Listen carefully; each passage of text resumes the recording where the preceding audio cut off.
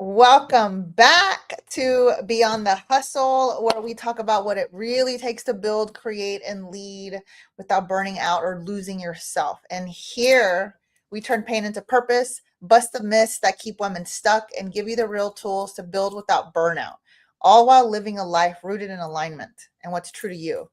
And on the show, people feel seen, heard, and appreciated, and they leave knowing that they're not alone, that there are other women out there doing it their way, and that they can too. And if you're here, it's because your story matters. You're doing the powerful work in the world that is needed, and that story has the power to wake someone up and shift their perspective and help them to take their next step. So today's guest is someone whose journey lives at the intersection of science, spirituality, justice, and deep inner work. Ooh, I can't wait to dive in today's topic. Nicole Harris is the founder and CEO of Gaia Lives, a platform that supports people through these transformative times using dreamwork, mindfulness, and coaching. And before stepping into this work, Nicole was a civil rights and climate lawyer grounded in logic, evidence, and systems change. But after what she calls a science-induced spiritual awakening, she came to a powerful realization that in order to heal the world, we also have to heal ourselves. And today she integrates Eastern and Western science of mind with decades of experience in both individual and social change, helping people come home to themselves while still engaging meaningfully with the world. And what I love about Nicole's story is that it doesn't romanticize spirituality and it doesn't demonize effort. It's honest, it's grounded, and it tells the truth about what happens when alignment meets action. So welcome, Nicole. Oh, we can't. Oh, I guess I There have to turn on my mic. Thanks so much, Isabel. I'm so happy to be here. Thanks for that great introduction.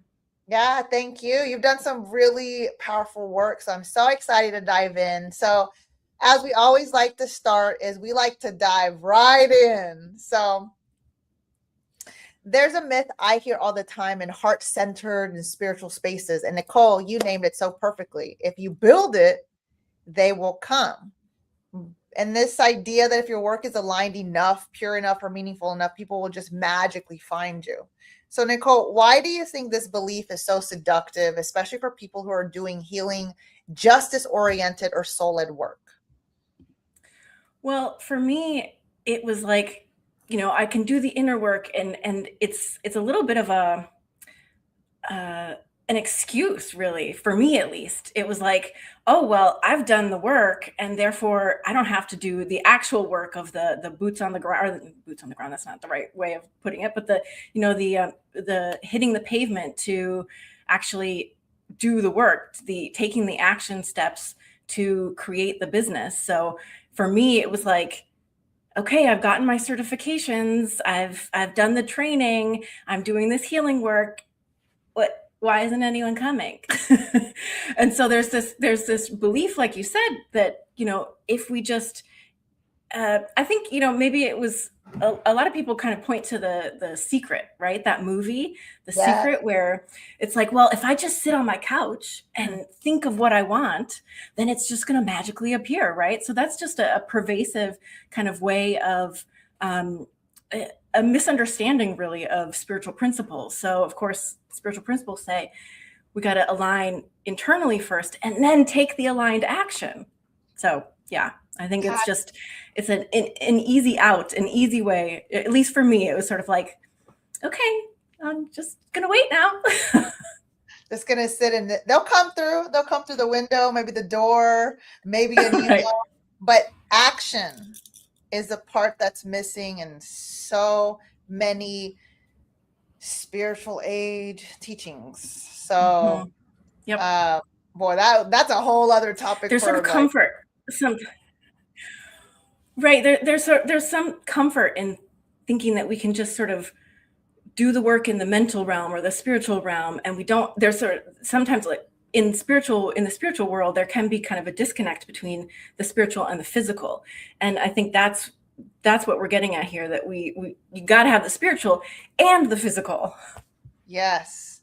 So I love that. So So Nicole, for years you were working on your business. You were getting certifications, deepening your training, preparing, but you were still anchored to your day job. So looking back now, what do you see was really happening in that phase of your life? I think it was building internally. There was, 2020 certainly um, lit the fuse. The idea had been planted back in 2017, and then 2020 rolled around, and it was like, okay, this is when the idea sprouted, we could say, and and then I found that I was just coming up against my own internal obstacles. And so the past 5 years have been working on those obstacles, doing the healing work internally, doing that alignment work so that I could take the aligned action, because otherwise I was, I was not necessarily aligned, because I certainly had the values and the desire, but the belief in myself was lacking. I had the idea, but the belief to support the action that was needed was not there. It was just, I was still working through some issues around, who am I to say this? Who am I to, like, yeah, who am I? Who am I to do these things?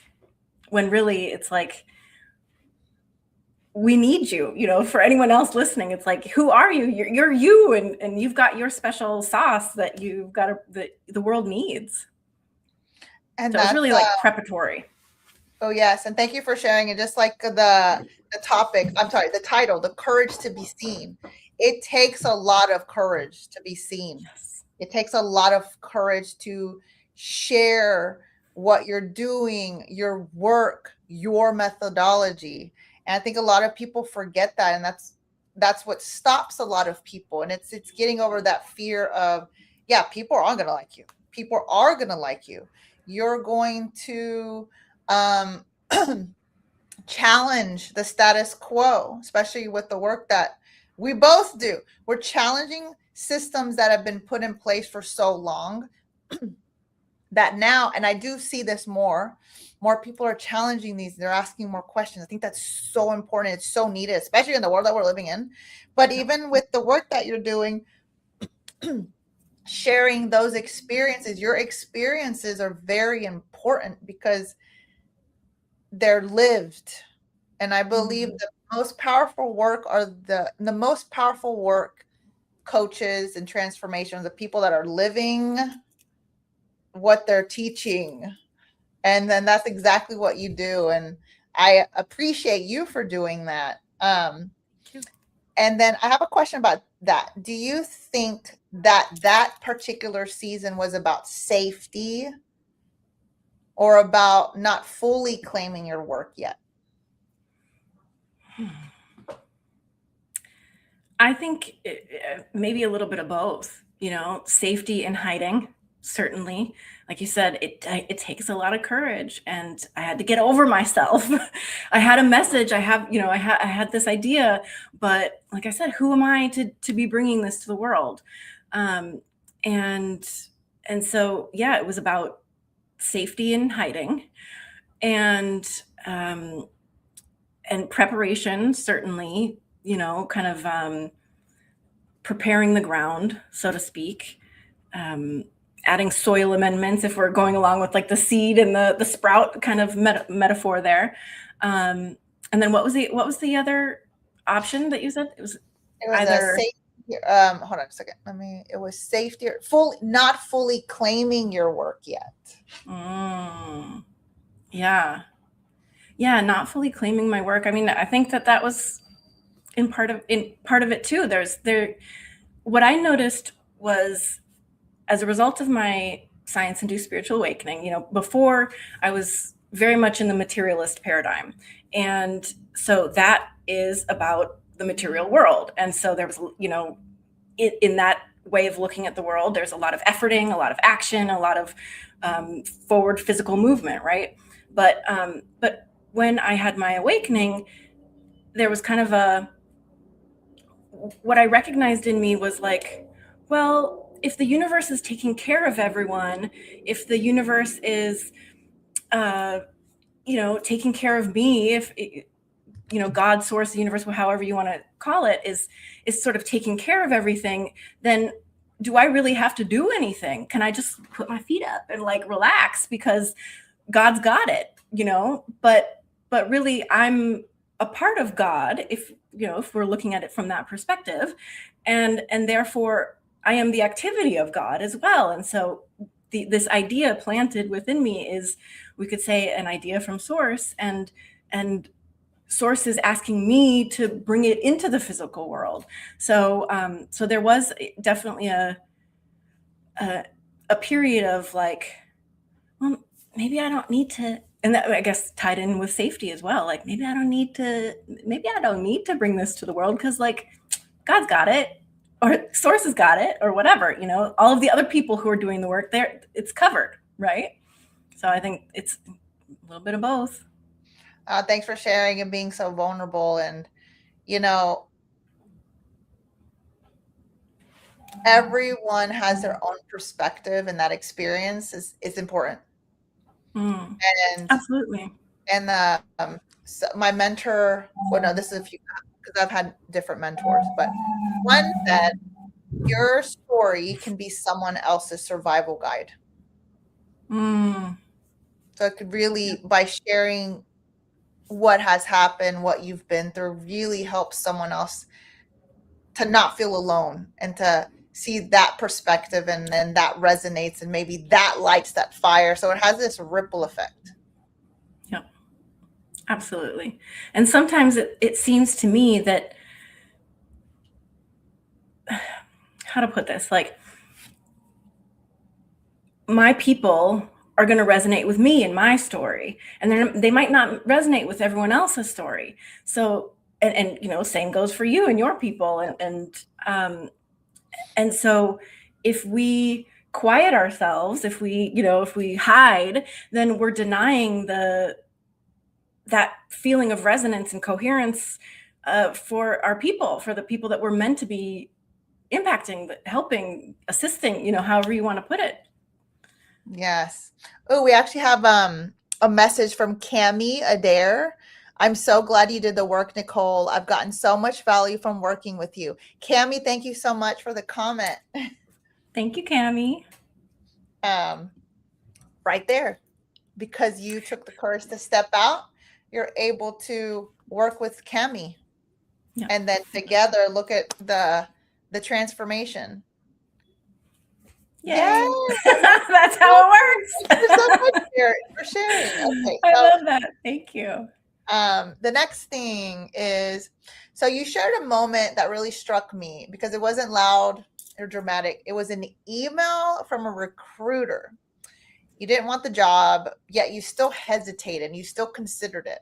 And you still almost stayed available for that older version of your life, that identity. Can you walk us through what made that moment different from all the ones before it? Yeah. I mean, it was subtle, right? I mean, it's just like a tiny, tiny decision that was critical for me. So, as I said, the idea for the business sprouted, so to speak, in 2020.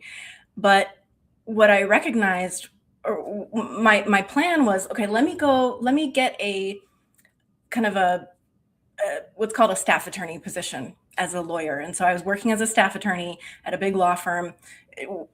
Anyway, went to a couple of different law firms, and I had this belief that I had to have like this steady position that would support me as I built the business. And that was sort of borne out. I think there's truth to that, or there can be truth to that. But what I found was that I was allowing myself to just be, to sit back, and it was a lot more comfortable hiding and put my feet up and say, oh, okay, maybe, source has got it. And so, so I was on LinkedIn, and I had that, open to work thing that was on my profile. And so a recruiter reached out, and I spoke with her, and I was going to submit my materials. I even told her I was going to submit my materials. And then I thought to myself, Nicole, what are you doing? what are you doing? Why are you going to go invest time and, attention and all that and getting situated in some new position just to leave that position in a few years when you've got the business in a position where you are able to support yourself? And so it was like, no, this isn't what you want, Nicole. And it came down to, and I think that's the important thing, this isn't what you want. Before, it was sort of like, this is what society expects, this is what other people expect of me. And there was this moment of like, this doesn't feel good in my body. No, it's like a body no. Like it was like my overriding my inner knowing, right? Like, oh, I had to like rationalize, like, oh, maybe I should pay or whatever. But like the body was like, no, don't do it. And so listening to my body was like the big aha, to say, no, this isn't what we want. And so the next day I wrote the recruiter and said, thanks, but no thanks. I'm going to retract my application. And from that, it was sort of like, that was the little tiny moment, the decision where that allowed everything else to kind of flow after that moment. When I cut, in some circles, they call it burning the boats, right? There's kind of a moment of, it has to do with like war strategy, where, some people go across a sea in a boat and they're going to, go fight a war. And the idea is, the general says, okay, burn the boats, because we're either going to be successful in this campaign or we're going to, be dead on the battlefield, so to speak. I mean, that's kind of a dramatic example, but the idea is that there's no retreat, right? And so that was my mini moment of like, no, we're not going to continue to go on down this path. We're committed to the business. This is where we're going. Oh, that is so powerful. And something that stood out was your body knows. And there's also a disconnect. I don't know if you can resonate with this or if you experience this. The disconnection that I had in the beginning, and even like starting this healing journey, and not realizing how our bodies are literally screaming and trying to tell us in so many different ways, hey, this isn't right for you. Hey, this isn't aligned for you. It's like you're not listening. And then the more that I continued on this healing journey and doing a hell of a lot of inner work, I know, I'm like, God, it's like it just continues. That the more connected you are, it really helps you to make those decisions that are more for you. Yes, there's the logical side, of course, but there's something whenever your body knows. And did you ever read that book, The Body Keeps Score? It's by Bessel van der Kel? Something. Yeah. I mispronounced that name. I haven't read it. I own it and I know the gist, but I should read it. But yeah, it's so powerful. And at that moment, because it was such a strong, it's almost like a strong reaction that your body had to that, and how powerful it is that you listened. Here's the key. You listened and followed through rather than denying it. I know there's been so many times in my life that it's literally not only the universe, my body, things are telling me no, but I'm like, no, I'm not sure. Let me go through with this. And then you always go back and think, damn it, I should have listened to myself. Yep. So I quit the second guessing. You already know. And it's taking that courage to continue to listen and to be brave, because you may piss people off. You may burn the boat. Listen, burn the boats. I like that. I had never that saying. But you're doing what's right for you. And I always believe that whenever we do the right thing, we also help others. We encourage others to do Mm, the right thing and what's, for them. mhm. Yep, yep, And really listen to themselves. So, yeah, this is absolutely. so I think, love and this. just really briefly, like, I think that I did it so many times of not listening to myself and then getting the feedback like, "Oh, I should have," that it was like, okay, that I've through my healing work, I've begun to listen to my body a lot more. But I think that, you know, for many people, that's part of the learning process, right? Like, at least in this culture, there is that disconnect, and we do kind of tend to rationalize things over like that bodily feeling. So yeah, I think, I guess I'm just thinking about anyone who's listening, who's in the midst of, who's done that recently. It's like, you're not alone. It's a totally normal, and I think perhaps even part of the process for many of us who are kind of coming home to ourselves in that way. Agreed. And then I love this. So you made the decision to stop entertaining legal jobs, to fully close that door. Yep. And within weeks, things started moving. Washington Square Park, dream interpretation work, contracts showing up. Yep. So, one, what did that choice cost you emotionally? But what did it also give you back? Mm-hmm. Yeah, I think it cost me the safety of hiding. It cost me, um, I think that there can be, how can I put this? Like, if we've done something for so long, we can kind of justify it to ourselves that well, this is just the way it is, the way uh, um,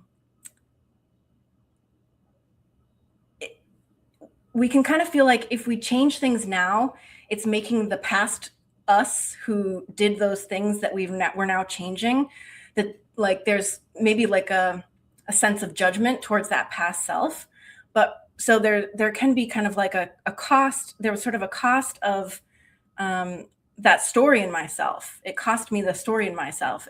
I mean, also I think as a lawyer, there was kind of like uh, a cost, the reputation. There can be kind of like ooh, I'm a lawyer, um, but it and then what did I gain from it? I mean, it was I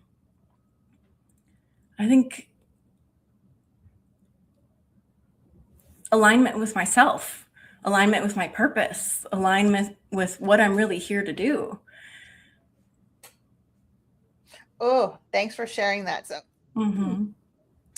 the reputation, I want to like get into that Oh because I yeah, think yeah, that's really prevalent with a lot of women, that high achieving women. You guys, the directors, the leaders, your roles, you're doing a lot of things in your company and corporate. You're holding a lot, not just in your, maybe not just in your business, maybe in corporate, maybe at home. There's the part that comes with our career, that reputation. Oh, and when you said that, I was like, oh, I can feel that. Because there's always a cost.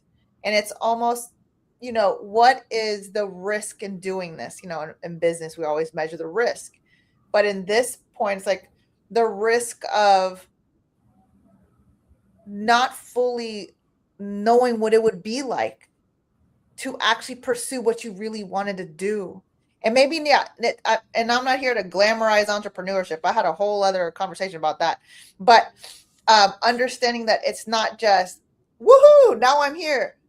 That it takes a lot of work, and understanding that there is a cost, there's sacrifice, that it's going to be uncomfortable, there's change. But when you go through it, it is so worth it to become what you always wanted to do, and become more aligned. That's it. Becoming more aligned with yourself. And I feel like that also helps physically, internally, I mean, I remember whenever I left, I don't know if you felt the same way when I left corporate. It's like, when people leave a toxic boyfriend, a toxic relationship, you have a glow up. Well, I had a glow up whenever I left and started doing the work that was more aligned to me, even though it was hard. I Mm-hmm, had a lot of mm-hmm. judgment. I was like, but I had to choose whether or not I'm going to allow some judgment to stop me, or have that projection, because that projection always signifies that that person is not where they want to be, so they want to bring someone else down. So Yeah. it's like insecurity. Have you had Mm-hmm. did you get that glow up as well? It's almost kind of like your body was like, oh, or she's listening to us. Yeah, I mean, so I guess maybe we could say that there was the kind of the glow up in the physical manifestations that occurred after that tiny decision, that subtle decision, right? There was I went out and busked. I brought 2 chairs with me to Washington Square Park for a weekend, and put up a little sign. It was like, I think it was $5 a dream. So I was like, dream interpreter, $5 a dream. And just putting myself out there was, and showing up on display at the northeast corner of Washington Square Park, people walking by, and some people like snickering, or other people coming over and talking. It was like, what I'm meant to do. And on your point about, and then I guess just to finish that story, then my teacher reached out, and I wound up being able to work with him. So I got a contract with my dream interpretation teacher. I also got a contract with a healer who does similar kind of work. And so there was just like, wow, that one tiny decision, and then it opened up all of these. It was sort of the dam broke as a result of that. And all of these new things came in. And then I was working as an entrepreneur and still had the job, because I hadn't left that yet. So it was just like a hell of a lot of work over the next few months. And there was one other point that I wanted to bring in. It's gone now, but It'll come back. but yeah, the Oh, yeah, reputation. Anyway, yeah, no, it's all gone. It's gone. okay. Maybe it'll come back. We'll wait for it to come back. But yeah, thanks for sharing. That takes so much courage to putting yourself out there. And I just want to say, like, I'm glad you did. I commend you on that. And yeah, doing what you want to do. Yes. And I remembered what I was going to say. So, Reverend Bernard Beckwith has this phrase: pain pushes until the vision pulls. And so the vision was pulling me, certainly, but there was also kind of like an element of, it was painful to be in a position where I was not pursuing what I wanted to be pursuing, or what I felt like. And so it was like, the pain was pushing me as well, right? Like there was a moment like, I'm not getting any younger. We can't just like, are we just going to waste our, waste in quotes, but waste our life in this position, in this job that we're not happy with, and with this dream, this idea that we're going to leave unfulfilled? Like, that was too painful. So it was like, the vision and the pain were like, you got to get out of here. Both. So, and I'm glad you listen. And I feel like that has, and I can resonate on so many levels. It's always been that vision and pain, and definitely the pain. I was like, I'm so sick of my own stuff. I'm sick of, like, this is so uncomfortable. I'm not happy, that it's like, it finally moves you. Enough for you to just like, it lights that fire in your butt. Like, let's go. It's now or never. Oh yes, because most people that I have found, not only my experience but my clients, they move through pain. They're like, that's what pushes them. Listen. Okay, so now, what I appreciate so much about your story is that you don't glamorize hustle. but you also don't deny effort. So how Mhm. do you define aligned action now versus versus forcing, pushing, and grinding? And Mm. then we'll have another. Oh, these are some. I like these questions. Okay, so how do I define aligned action and not against pushing, pulling, grinding? Okay, or pushing or grinding. Yeah, Um, for me, it's we've talked about aligned action, right? And so how do we get into alignment? So that's kind of the first step, right? For me, it's about um, doing the work to come back to those practices that align me. And I say come back to because sometimes I'll be honest, like I might fall out of the practice, and then it's like no, no, no, remember what we're doing here, let's get back into it, right? So it's sort of like um how do we there might be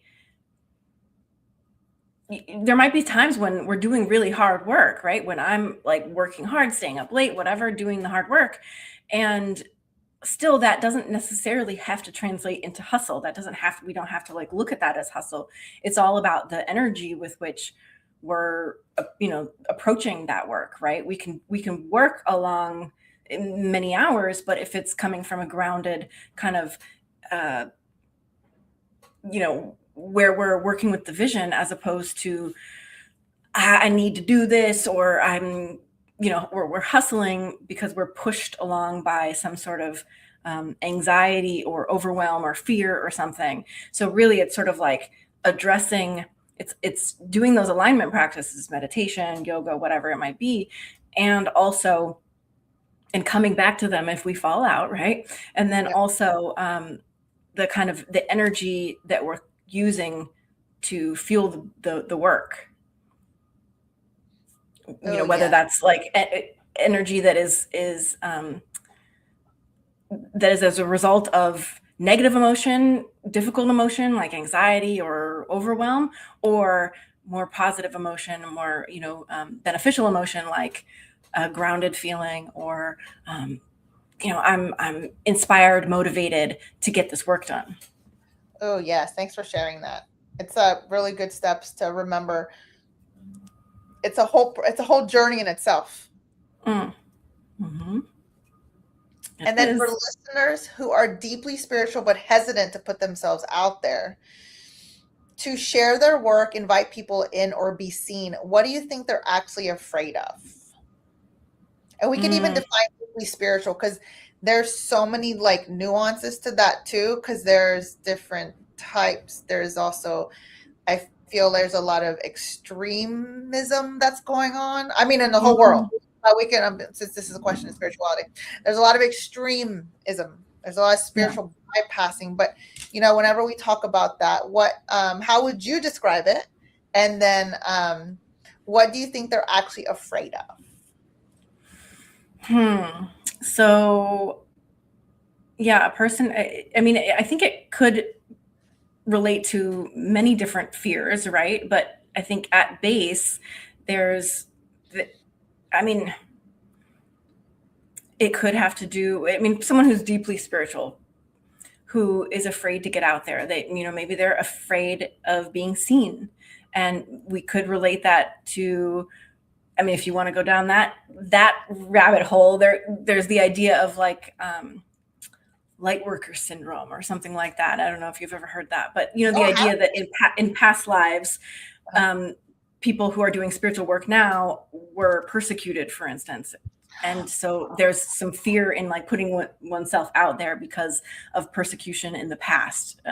But even, we don't have to believe in or even look at past lives to see how that might be true. For instance, in my own life, when I've been visible in the past, there have been times when I've been bullied. There have been times when I have been, when painful stuff has happened because I've been out there, because I've shining as myself, and so we can sometimes, and I think for many of us, it's our path that we go through that in order to overcome it, so that we can then bring what we've, bring the tools and things, bring our healing to other people who are in similar situations. So, so I think people who are spiritual, fear of being seen, I think, is a big one. Yes, going back to the title, the courage to be seen. Yeah. That light worker syndrome, is that almost like ancestral trauma, like ancestral wound? I was like, Yeah. We could like, look at it in that from that perspective too. Yeah. oh, that is, yeah, I was like, oh, let me look that up afterwards. Thank you. Yeah, I Sure. could definitely resonate with the spirituality, because for a very long time I fragmented that the work that I was doing. I do sound healing, and also I'm a shamanic practitioner. And so I would just put everything under the shamanic practitioner, like the work that I do. But I hid for so long. I fragmented for a very long time because I was such in the business world and the corporate. But what ended up happening is my business clients were like, oh, we didn't really understand why you did sound baths, but it just kind of made sense because it's you. And then the people on this side that were from sound doing the sound baths with me, or maybe doing an energy cleanse or limpia, they're like, we didn't know you're a business coach, but we know you like business. Oh my God. So that that confusion that they were feeling is because I was so scared of fully being seen. Because I also have been, oh, I already have haters. I started getting haters. I think I had more in-person haters because I would do speaking presentations. And then now it's moved online. But understanding that is part of the work that we do. It involves that, because we're going to attract and we're going to repel. And I believe that having that shows how strong your message is. And it's depending on like the subject, right? I can't put that on everything, but in this scenario, in our case, because I'm familiar with your work, and I know you're familiar with my work, but it can be something that could be triggering for someone else, and it may like spark something like, oh, I don't want to look at that, so I'm going to project, or, oh my God, you're speaking to me. Thank you for saying the things that I'm trying to say, but I'm too scared to. So I feel like that's powerful. It's a powerful messaging. It's almost like that needs to go. It needs to come out. It needs to go out, because you're literally helping people. Even the ones that are trolling you, you're also helping them. They don't even know. Right. Planting seeds. Like, That's right. maybe it will sprout in a few years. Maybe it will sprout in 20 years, but we don't, we don't get to say who picks it up or not. But yes, I feel that for sure. And in many like coaching circles, having a hater is like something to be celebrated, right? And it's like, I was and it's a coach. I was like, exactly. yes! I agree that it's something like something is resonating, something is hit, your messaging. Anyone who's got there's like you said, maybe it doesn't apply wholesale, but for us in our work here, it's like there's something that's resonating, there's something that is speaking to something in that person who's starting to troll. So yeah. Oh yes. So now, one thing that stands out about your work is how deeply it's rooted in ahimsa. Did I say that correctly? Yep, ahimsa. Ahimsa, non-harm in thought, word, and action. So how does that principle show up in the way you run your business, especially when it comes to visibility, marketing, or inviting people into your work? Yeah. So it's all, so ahimsa, like you said, it's non-harm, non-violence, non-harm. So it's, I think, when it comes to, say, marketing, inviting people in, I think an important element of that is of course consent. And so we can be requesting, or, sort of saying, how does that sound to you? Or, kind of inviting people in, and not, I think, not using some of the more aggressive, like not using aggressive sales tactics, for instance, is sort of a given. But that's, I think harm in the marketing context could look like aggressive sales tactics, or just cutting people off, things like that. That I'm interested in doing things, differently. And I think many of us in these fields right now, when it comes to, by and large, many of us are women. It doesn't have to be all women, but certainly there are men who are engaging in these practices, in non-aggressive sales tactics. But I think as we move towards sort of the more integration of a healthy masculine and feminine, that inviting and recognizing that people who are meant to be working with me are going to come through my invitation. And of course, that's the important part, right? You got to do the invitation first, right? That we started off with, like, if you build it, they will come. But it's like, you can build it and then invite people. You got to invite people, but to do it in a way that is without any pressure. Yes. And it's so great that you shared that marketing tactic, and how to do it in a way that, one, is more aligned to you, and also is not aggressive. And that's the first time I'm actually hearing about ahimsa. So thank you. I love learning new things. So yes, that was, and it's still pretty prevalent, of the aggressive marketing, bro marketing. Yes, it works. It does. But doesn't mean that we have to keep doing that way. And I actually am reading, not yet, it's on my queue. It's the next book I'm about to read after I finish. Propaganda by Bernice. Is it Bernice Hayes? Hold on, I want to make sure.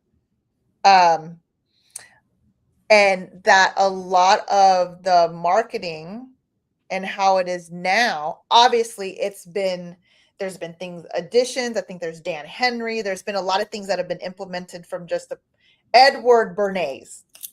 How marketing, how it was used, and even how marketing back then, getting women to smoke, like back in the.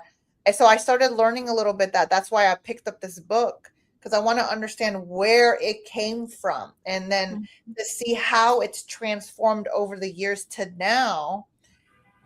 And when you really see the whole picture of how it is infiltrated into every single system, and seeing right there, questioning the status quo. This doesn't really align with me. How can I do it differently? What really speaks, and what do I want to bring to the table that is really for me, and that will then bring those others there with your beliefs, your perspectives. They feel more welcome in your world. I thought that was really really resonates, because that's my next book I'm about to read. So little interesting tidbit. So I wanted to Google it just to confirm it, but if I remember correctly, I believe that Edward Bernays is related to Freud or something. He's somehow related to or Jung, or I think it's Freud. But it was just interesting to me that there's this big name in psychology, right? Freud, and then someone who's related to him essentially is using psychological tactics to sell things, and that is Edward Bernays. And I just thought that was little interesting tidbit, little factoid. Yes, he's called the father of public relations. Listen, I know that's a whole other topic for another day. I'm gonna read it and then I'll come back. Okay, so cool. Yeah. So that's next thing. Oh, this is good. There's actually two questions I want to ask here. So for someone listening right now who's right at the edge, who knows that they can't go back, but feels scared to fully step forward into what they want to do? What's one grounded, practical step that they can take in the next 30 days to help them? So I think one thing that I have done to help me is to get into community with people who are doing the same thing.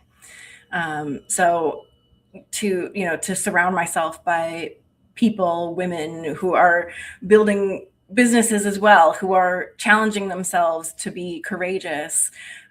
So anyone who's in that similar position, like put yourself in groups of people who are trying to do the thing that you're that you're wanting to do, and allow them to give you life, allow them to give you inspiration and motivation to do the thing. And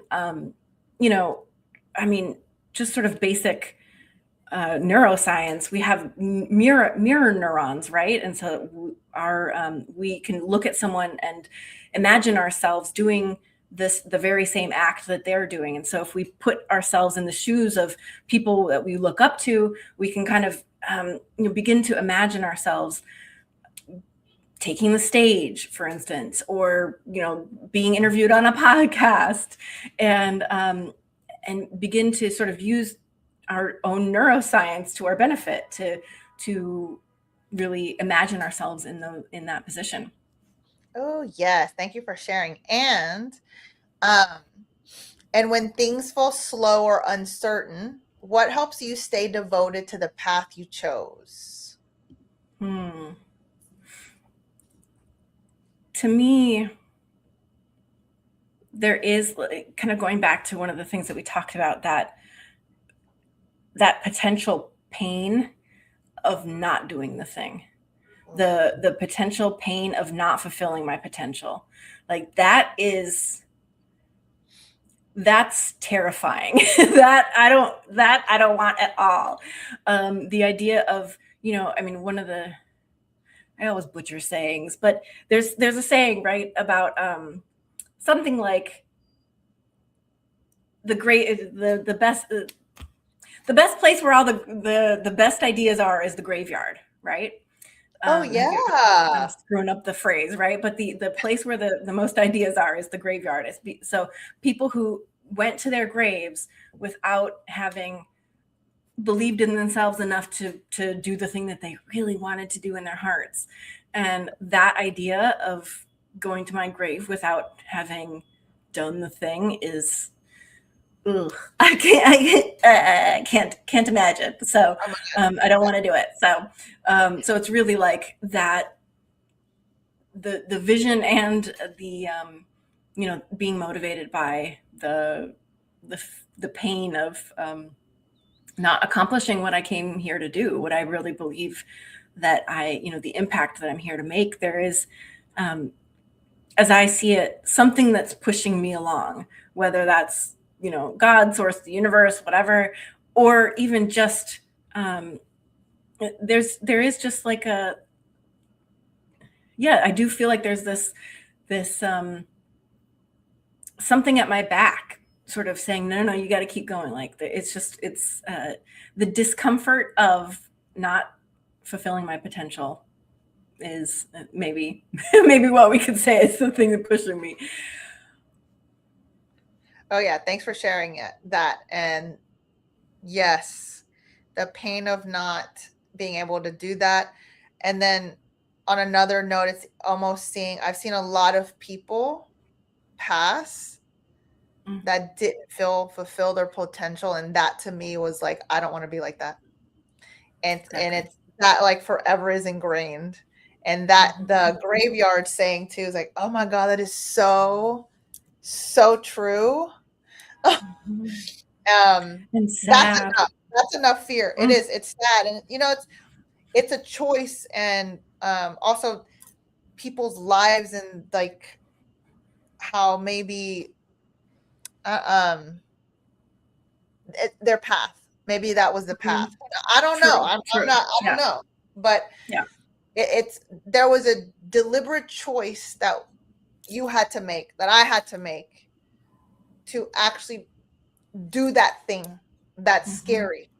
So I feel like we do have a choice, and I feel like we forget that. Yep. That just comes back to it. In coaching, in my coach training, it makes me think of one of the concepts that we learned is, when we're working with a client, even if it seems like an impossible situation, like go to the place where they have agency. Where do they have agency? Because we always do have a choice. Even if it doesn't feel like a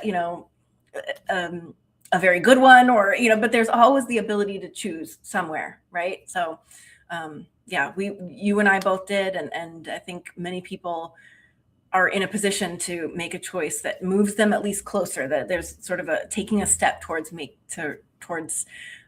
bringing into the physical world what they're imagining in their spiritual or mental world. Yes. Oh, and then before we end, are you doing this special offers or anything? How can people connect with you? And, side note, I did a dream interpretation with Nicole, and it was so helpful, but also profound, because the difference with Nicole, because I've also taken dream work classes myself. Of course, I've Googled it. What is it? Auntie Flo on google.com. Yeah. So, saying, what does this mean?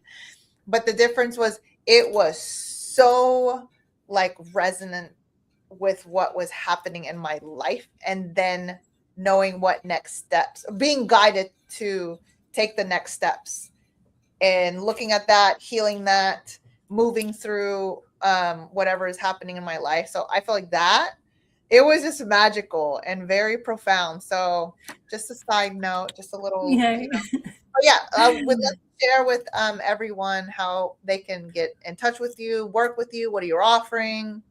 Yeah, thank you so much as well. And I'm so glad that you found it so profound, because that's how I feel about dream work. It's like, whoa, we're actually, as I see it, we're getting nightly communications from our higher self about our next steps and where we should go. And so my work really combines the dream interpretation and the coaching, so that we are getting not just what you want, what you're, and we're moving beyond the sort of rational mind, right? And we're getting to what the soul wants, we could say, and then using coaching to make those things happen.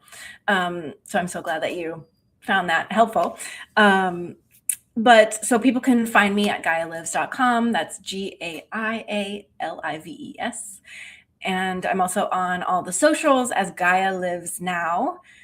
And I would love to, so I did recently just set up a training about how to feel better in the world as it is. We're going through this period of major transformation, major upheaval.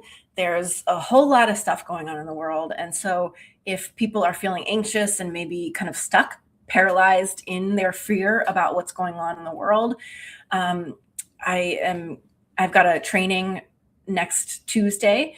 It's the 23rd. I know it's not it's a couple days before the holidays, but I just saw a need for it, and I thought, let me just put it on the books. So in case anyone would like that, that's on Luma, and more information about that to come on my socials and on my email list. So, and then also, just as anyone who's listening, if you want to head over to GaiaLives.com/night vision, I've got a free gift for you. It's my top tips for dream recall, a dream journaling template, so you know exactly what a trained dream analyst is going to be looking at when they're looking at your dreams, so you can be sure to capture those, like colors, numbers, location, all those sorts of things.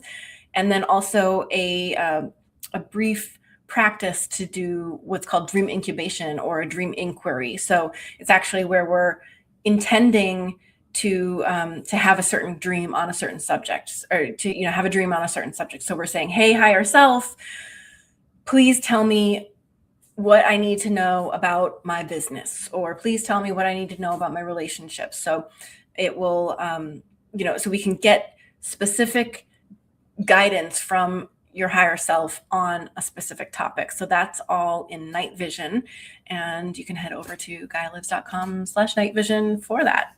Oh, thank you. And then actually, I'm not sure if she's still there. Tammy Watson says, hi, Nicole. And then Oh, she said, just joined a couple of minutes ago. Is there a recording of the video? And I did let her know, yes, there will be a recording. As soon as this is done, it lives on LinkedIn, it lives on YouTube, it lives on Facebook. So yes, and I know Nicole will share it to her page, so you'll be able to watch. So Nicole, oh my goodness, what a powerful conversation. I have like so many more questions, but it's like we could go like for 2 hours, but let's do a part 2 because yes. I wanted to dive into the climate, the sustainability. There's some stuff that we're like super aligned with. Love to hear your perspective, especially because you're in law. Oh my God, there's so many more questions, but let's leave it for next time because there's even some more questions, even diving a bit deeper into the dreams. But as we close, Nicole's story is such an important reminder that alignment doesn't mean passivity. Clarity often comes after commitment, after making that choice. And the universe responds when we respond to ourselves. It's almost like the universe is meeting us halfway, or even sometimes more than halfway. We just take a step and then it's boom, here, we're here helping you. You can be spiritual and visible. You can be heart-led and proactive. You can honor non-harm without hiding. And Nicole shows us that inviting people into your work isn't selling out. It's an act of trust, responsibility, and relationship. So Nicole, thank you so much for your honesty, vulnerability, your wisdom, and modeling what it looks like to lead with integrity in both inner and outer worlds. And to everyone listening, if this conversation resonated, share it with someone who's standing at that edge of their own point, that they're ready to step and they just need that push. And until next time, keep trusting yourself and taking that next step, and stay tuned for the next Beyond the Hustle. Nicole, thank you so much. Thank you, Isabel. This has been wonderful. Really appreciate it. Thank you. And thank Can't you wait to for next all of time. you. Yes, and thank you to all of you that joined. We had some action going on in the chats. So thank you again. There will be a recording. So until next time.